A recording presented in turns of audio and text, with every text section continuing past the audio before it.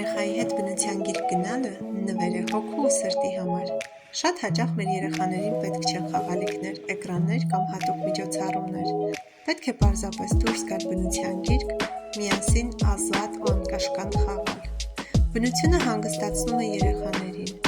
օգնում է մաքրել մտքերը և վերագտնել ներքին կայունությունը։ Ես կարող եմ։ Երբ երեխան հաղթահարում է նոր ճանապարհ կամ փոքրիկ խոչընդոտ,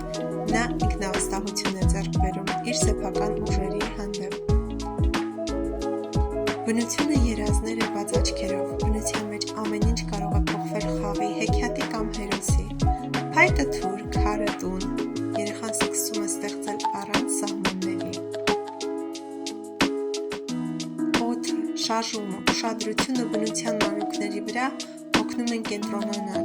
ու դա վերածվում է առավելության, նաև ուսման մեջ, զարգանում է կենտրոնացումը։ Միասին քայլել, ծիծաղել, զարմանալ, սա ոչ միայն հիշողություններ են, այլև խոր զգացմունքային կապ երեխայի և ծնողի միջև։ Բնության խաղերում երեխան սովորում է համբերել, օգնել, զիջել ու համագործակցել։ Սա կյանքի ամենակարևոր ուսուցումն է։